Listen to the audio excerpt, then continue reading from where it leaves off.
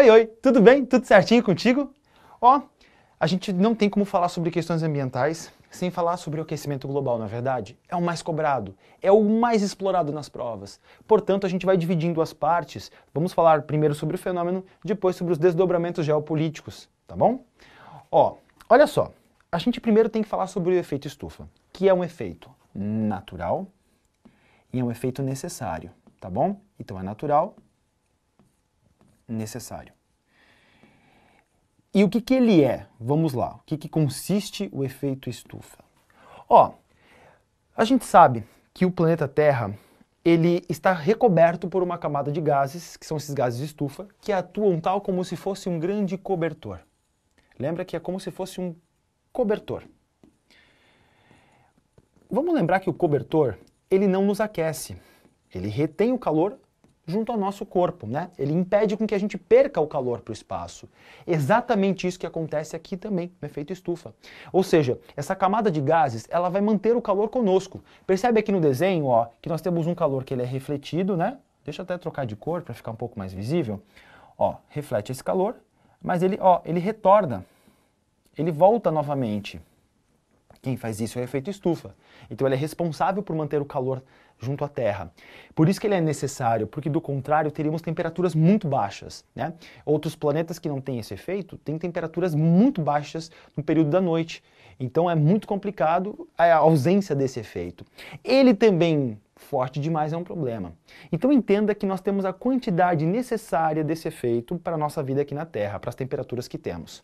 Então ele é natural, necessário, mantém as temperaturas, porém, existe um componente aqui que é muito discutido.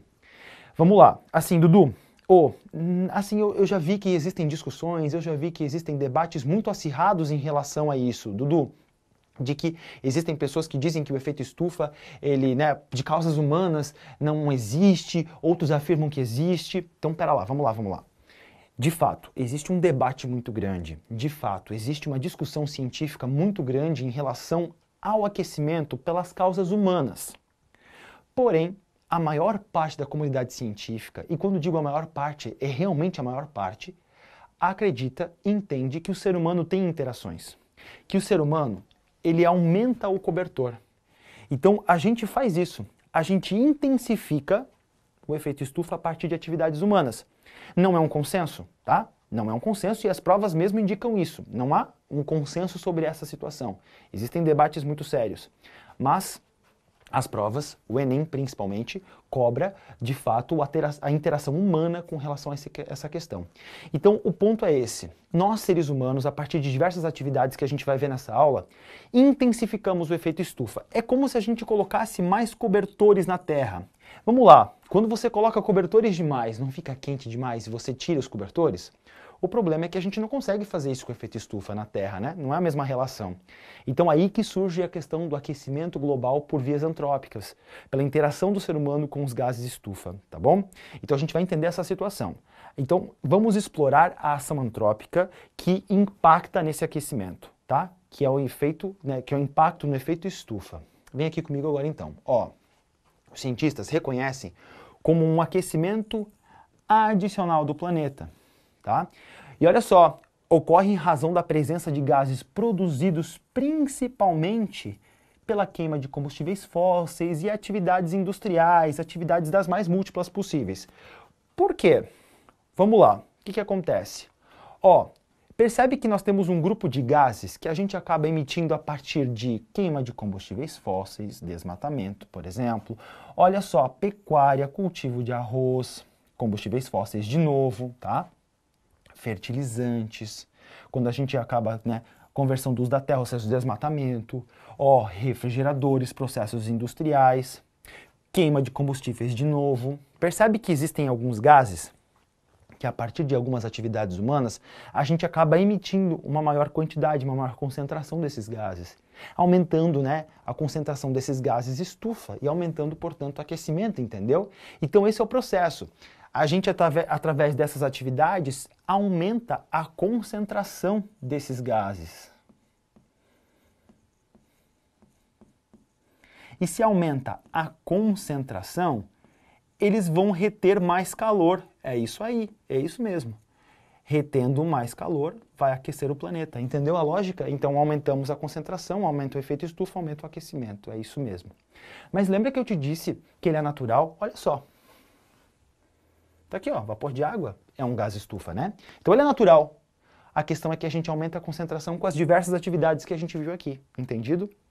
Então, ó, percebe aqui, por exemplo, aqui nós temos o dado da União Europeia, das emissões mundiais por poluente. Ou seja, 81% das emissões de gases de estufa são de dióxido de carbono, tá? Depois vem o metano, depois nós temos o óxido nitroso e depois os hidrofluorocarbonetos. Percebe aqui, ó, no slide anterior, qual é o uso, tá? Então, ó, dá uma olhada no dióxido de carbono, no metano, qual é o uso deles, para você perceber que as atividades industriais, a queima de combustíveis fósseis, o processo de obtenção de energia está muito ligado, né, a essa questão. Não só, mas percebe que nós temos processos industriais e de combustão que são muito ligados a essa concentração, ou melhor, esse aumento de concentração, tá bom? Então, a gente entende o seguinte, atividades que acabam aumentando a concentração desses gases. Ô Dudu, como é que a gente pode diminuir a concentração desses gases também? Né? Já que a gente está aumentando, já que a gente, através de diversas atividades, aumenta, quais são algumas estratégias possíveis para a gente talvez diminuir a concentração desses gases? Aqui, ó, uma importante estratégia, uma importante alternativa é a vegetação. A vegetação é um grande sumidouro de gás estufa. Então, a existência de uma vegetação, ela acaba, ó, a partir da sua estrutura, a partir da produção de açúcar e celulose para justamente fazer, né, essa estrutura, elas capturam o carbono.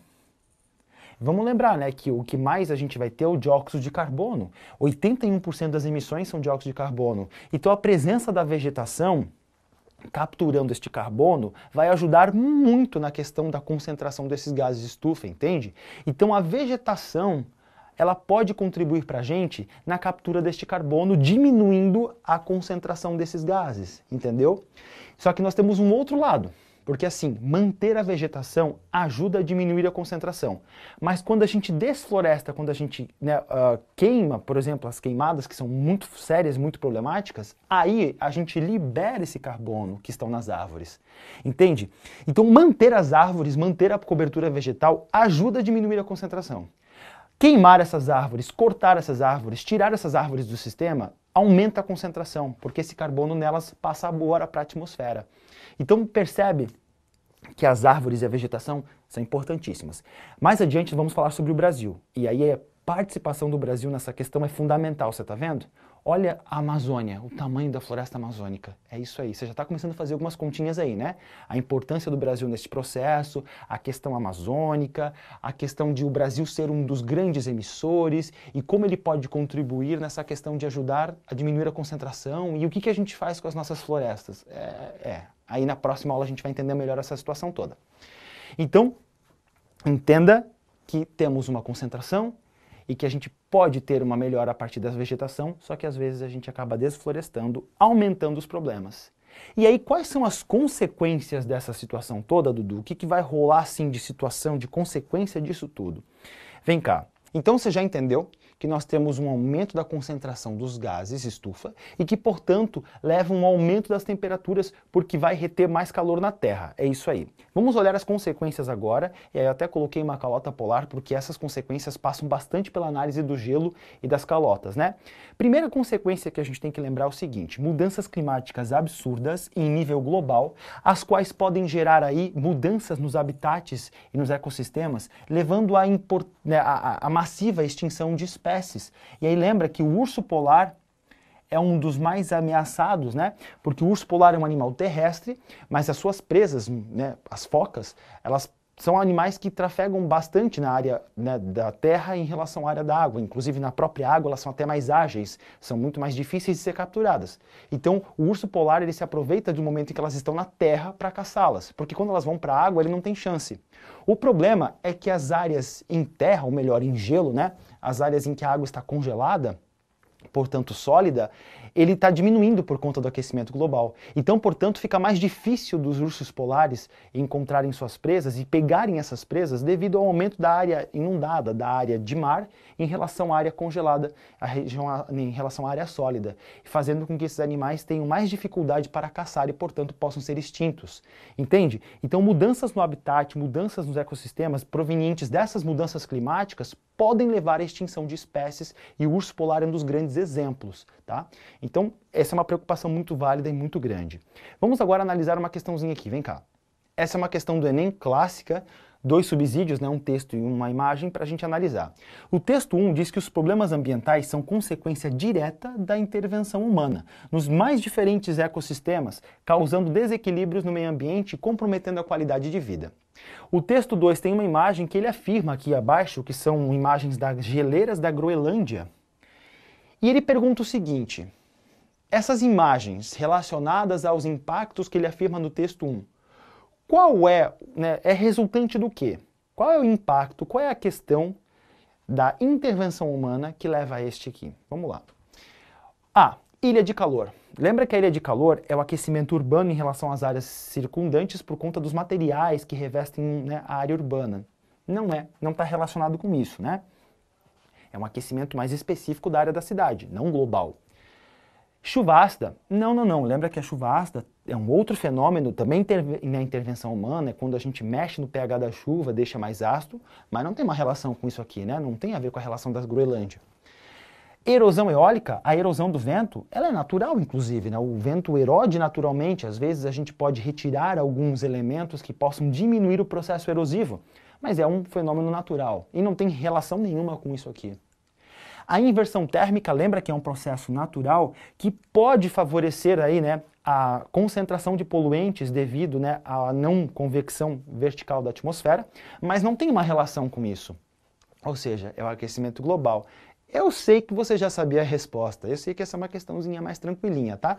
Mas eu trouxe ela para você entender que ela é cobrada no Enem e principalmente para você entender que o Enem, apesar de haver uma discussão, apesar de haver um debate muito grande, a maioria dos vestibulares, e o Enem é uma das grandes, né, um dos grandes exemplos disso que vou dizer, é que eles têm um posicionamento bem crítico e super, super coerente, né, e super, enfim, alinhado a questão do ser humano estar por trás dessas mudanças. Então, lembre que existe um debate, mas na prova, principalmente do Enem, não é um debate. A intervenção humana é responsável por mudanças, então, do aquecimento global, tá? Então, fique bem atento a isso. As provas cobram com bastante criticidade essa questão.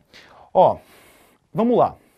Aqui a gente vai ter um outro exemplo do impacto na biodiversidade. Além do impacto da extinção massiva de espécies que podem ocorrer por conta de mudanças nos habitats, a gente sabe o seguinte: quando a gente olha para organismos, para vida na água, elas são muito mais frágeis. Então os organismos aquáticos, eles têm uma fragilidade muito grande em relação às características da água. Fique ligado com isso. Ó, aqui nós temos a emissão de CO2, que acaba interagindo com a água. E vem cá. Com essa interação do CO2 na água, nós temos muitos animais, muitas espécies sendo impactadas. Aqui, inclusive, nós temos, né, uma listinha de micro-organismos e organismos, né, de animais que acabam sendo impactados por conta dessa concentração de CO2 que acaba indo para os oceanos. Lembra que o oceano e a atmosfera têm trocas muito intensas, muito próximas, tá? Então essas trocas também acabam impactando os ecossistemas aquáticos que são muito frágeis, tá certo? Ó, lembra também da física, lembra que você tem a dilatação térmica, quando você aquece, você dilata os corpos. Então existe o elemento de aquecimento dos oceanos que por conta da dilatação térmica da água vai aumentar seu nível, né? Vai aumentar aí o seu volume. Então, ó, a revista científica PNAS publicou em 2018 um estudo que o satélite considera que 50% do crescimento dos mares no último quarto de século se deve à dilatação térmica da água devido ao aumento das temperaturas globais, entende? Então a dilatação térmica é uma consequência, já que aquece, e vem cá, ó, degelo dos polos, que envolve aquela questão que a gente viu anteriormente do Enem. Especialistas do painel intergovernamental sobre as mudanças climáticas, que a gente vai falar um pouquinho mais sobre isso um pouquinho lá adiante nas convenções ambientais, nas conferências ambientais, o IPCC, né, o IPCC estima que entre 2006 e 2015, a fusão, ou seja, o derretimento das calotas polares, injetou mais de 430 gigatoneladas anuais de água doce nos oceanos, contribuindo para um aumento do nível do mar em, né, cerca de 1,2 milímetro ao ano. Ou seja, com as calotas polares degelando, o nível do mar aumenta. E vem cá, quando a gente pensa nas grandes cidades, quando a gente pensa na concentração populacional do Brasil, região litorânea, né? E se aumenta muito o nível do mar, como é que ficam as nossas cidades, que muitas são litorâneas? As nossas capitais do Nordeste são litorâneas. Florianópolis também litorânea. Várias das capitais brasileiras são litorâneas. E aí? Como é que vai ficar essa situação? A maior parte das grandes cidades do mundo são litorâneas. E se aumentar o nível do mar, como é que fica? Essa é uma preocupação bem legítima, né? Ó, o derretimento das geleiras. Então a gente também percebe que a Universidade de Zurique, na Suíça, calculou um estudo recente que o degelo significou a perca global de mais de 9 bilhões de toneladas de gelo glacial desde 1961 e aumentado o nível do mar em 2,7 centímetros. Então, também se estima que as geleiras no topo de montanhas tenham retraído, né? Estejam também se retraindo por conta dessa questão. Então, a gente percebe que o aquecimento global tem impactado corpos gelados e isso tem aumentado o nível do oceano, aumentado o nível dos corpos hídricos, o que é um problema, tá? Isso porque também nós não podemos nos esquecer que, embora existam processos naturais de aumento e de diminuição do nível do oceano, são processos muito lentos. Então nós estamos criando um processo muito rápido, muito grave e a curto prazo, né, de aumento desses níveis desses oceanos e corpos hídricos. Então esse é um alerta muito importante, tá bom? Ó, as projeções do IPCC, aquele mesmo órgão, né, que vai fazer o monitoramento das emissões de gases de estufa, indicam a elevação média do nível do mar de aproximadamente 40 a 60 centímetros até 2100. Com uma faixa de variação de 26 a 98 centímetros, que é virtualmente certo que a elevação também vai continuar depois de 2100. Então existem previsões bem complicadas de aumentos consideráveis do nível do oceano e que podem levar aí a problemas seríssimos em relação às regiões costeiras, tá? Por mais que pareça assim, é pouquinhos centímetros, mas esses pouquinhos centímetros já podem mudar dinâmicas climáticas, entende? Já pode trazer consequências maiores. O sistema Terra, qualquer tipo de interaçãozinha pode criar interações maiores e alterações maiores também. Então percebe que tem um monte de coisas que podem ser desencadeadas por conta deste processo. Por mais que pareçam pequenas, mas vão se escalonando, né? Vão se articulando, tá bom? E assim, tá? Quando eu monto uma aula sobre aquecimento global usando questões de vestibulares e principalmente do Enem, é sempre um problema porque são muitas. Tu tem que escolher entre várias e são muito boas, inclusive. São questões bem inteligentes, bem legais. Então eu trouxe mais uma aqui, e aí de novo você percebe, né, uma questão ligada ao derretimento. Aqui a gente tem uma charge mostrando um cubo de gelo na forma de, não, um planeta na forma de cubo de gelo derretendo. Ó, o processo ambiental a qual a charge faz referência tende a se agravar em função do quê? A expansão gradual de áreas de desertificação. Não, a desertificação é um processo bem diferente, né? A gente já viu em algumas outras aulas. É um processo de expansão do árido sobre os semiáridos. Não faz relação a isso aqui, né? O aumento acelerado do nível médio dos oceanos. Essa aqui eu vou deixar um pouquinho de lado e a gente vai para as próximas. O controle eficaz da emissão antrópica de gases poluentes. Vamos deixar essa aqui para a próxima também. O crescimento paulatino do uso de fontes energéticas alternativas. Daqui a pouco eu venho aqui. E aí? O dissenso político entre países componentes de acordos climáticos internacionais. Olha só, temos que tomar cuidado. Por quê? A C e a D, elas aqui, na verdade, são alternativas para diminuir o que está aqui, entende? Então, na verdade, são respostas positivas, são alternativas para evitar o processo. Então, essas aqui evitam o que está na charge, são propostas para evitar. Então, quando a gente controla a emissão de gases estufa, né, de gases poluentes, e quando a gente faz um crescimento paulatino, ou seja, um crescimento assim de pouco, mas conciso, de uso de fontes alternativas energéticas que usem menos combustíveis fósseis, a gente está trabalhando né, para evitar isso aqui. Então, a gente quer algo que tende a agravar, não a evitar. A B, o aumento acelerado do nível médio dos oceanos, é o tema da charge. É onde ela quer, né? É o tema do que está sendo aqui exposto. Então, a B é o que está sendo exposto, a C e a D é uma né, são enfim, alternativas, são questões, né, são respostas para evitar este processo. A E é a resposta. Por quê, Dudu? Por que a E é a resposta? O que é um dissenso? Consenso é quando a gente concorda.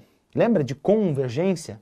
Dissenso é quando a gente discorda. Ou seja, existe uma discordância, existe uma não concordância, né, política entre os países que vão assinar acordos climáticos. Então os países não se entendem nesses acordos climáticos, com isso os acordos climáticos não conseguem de fato atacar o problema e, portanto, continua-se emitindo muitos gases, levando ao processo que está aqui na charge. Então como que ele é agravado? Ele é agravado porque politicamente os países eles estão em dissenso. Eles não concordam com as questões que possam diminuir ou evitar o processo exposto na charge, entende? Então, por isso que ela é a nossa resposta. Tranquilo? Nessa primeira aula, a gente falou sobre o porquê, o como, né, de que forma o ser humano interfere nessa dinâmica, quais são as consequências que podem ocorrer a partir desse aquecimento global, a sua relação com o efeito estufa, que é natural, mas o ser humano agrava a concentração desses gases, foi tudo abordado nessa primeira aula. Na próxima aula a gente vai entender um pouquinho, na parte 2, a questão política, quais são os desdobramentos políticos, as questões que envolvem as diferenças e o que dizem os diferentes países a partir dessa situação, as suas responsabilidades ou a fuga delas. Então a gente vai ver na próxima aula sobre a questão política e eu te vejo lá então. Tchau, tchau.